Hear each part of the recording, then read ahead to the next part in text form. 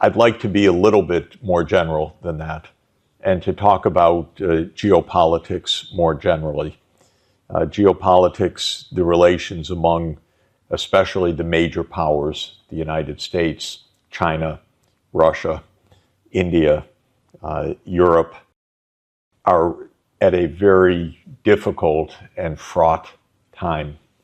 And we're in a crisis that is very serious. It's a crisis because we're living in the nuclear age. There are 9 countries that we know of that have nuclear weapons. Maybe some others also do, but 9 that we know of. Most of those 9 are in conflict with at least one other country that has nuclear weapons in geopolitical or diplomatic terms, and in the case of the United States and Russia, in open conflict in Ukraine, because that's actually a war between the US and Russia. Yeah, so it's a real shame to interrupt Professor Sachs, but in a commentary video, you gotta do what you gotta do. I wanted to express something that some of you have noticed. Unfortunately, many of you probably have not.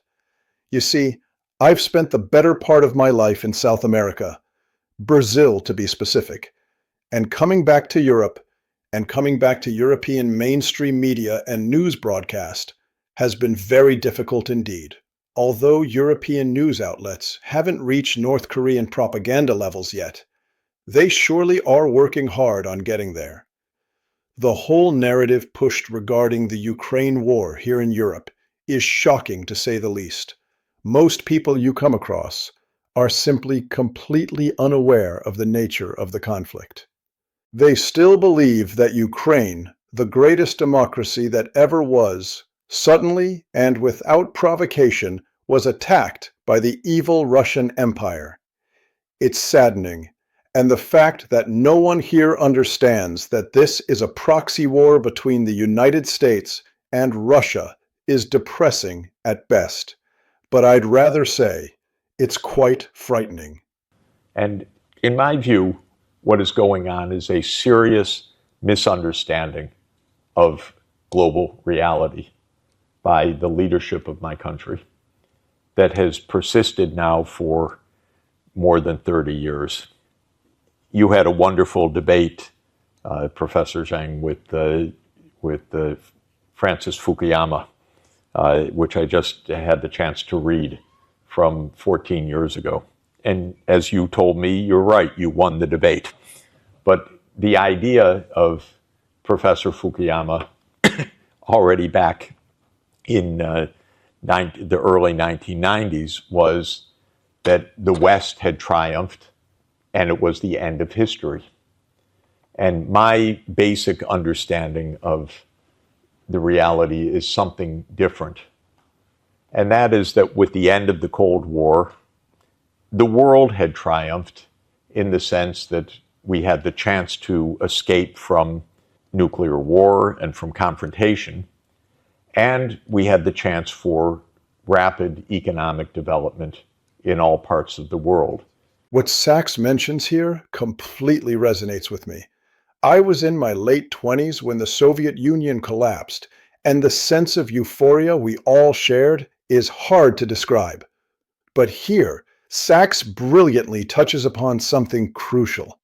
I was living in Denmark at the time, and the fall of the Berlin Wall and the collapse of the Soviet Union was in many ways described as a victory of the West against the East. I guess you could say that was already a wrong perspective. As Sachs mentions, it's much more appropriate to think of it as the world winning, as the world collectively dodging the nuclear bullet. Unfortunately, that was not what happened. And today, those in charge in the West are those infused with the sense of superiority all the way from back in the early 1990s. I think that's at the very core of the conflict today. Which China led and China exemplified. So from the 40 years from 1980 to 2020, China experienced the fastest economic development in world history for a large country. And it showed what's possible in our world today because of technology, education, infrastructure, how big an advance can be made. And I watched this, by the way, with my own eyes personally, because my first visit to China was 1981. And so China was not a rich country in 1981. China was very poor in 1981 because of the history of the previous 150 years. And over that 40-year period, which is the period of my professional life, China experienced this rapid development. And my view is that's what's possible in all parts of the world. So while I completely hail China's accomplishment and know that it draws on deep roots of China's history and civilization, I do believe it's something that all regions of the world can accomplish. Maybe not at the same speed, maybe not with all the same success as China, but I do not write off any part of the world, Africa or India or South Asia or Central Asia or Latin America. This idea that we could all live in peace, in mutual prosperity, with rapid economic development in poor countries, I think is the reality of our world in its potential, but obviously not the reality of our world in its actuality. An incredibly positive message here from Sachs. Essentially, it makes me think there are two kinds of globalists in this world. There are those who conspire to leverage capital to their own gains, to limit freedom of speech, that seek to control the individual and to limit the potential of humanity as a whole. I'm afraid they are the majority. If you want to see them in real life, go to Brussels. There should be plenty on display. Then there are people like Sachs. He sees growth and prosperity as an example to be learned from, not to be called out as sinister geopolitical adversaries, or worse, as the enemy. So we need to understand the world as it could be and then aim to achieve that world. Unfortunately, this was not the idea of the United States at the end of 1991 when Professor Fukuyama declared the end of history. The idea was that the Western world would lead the world from now onward, and especially the United States within the Western world would lead the world onward. Whether other regions developed or not was of modest interest, but if they did develop, they needed to develop under the wing of the United States. In other words, what was important at the end of the Cold War was dominance, not cooperation or peace. And this is why I think the world has remained and become more and more dangerous over the last 35 years.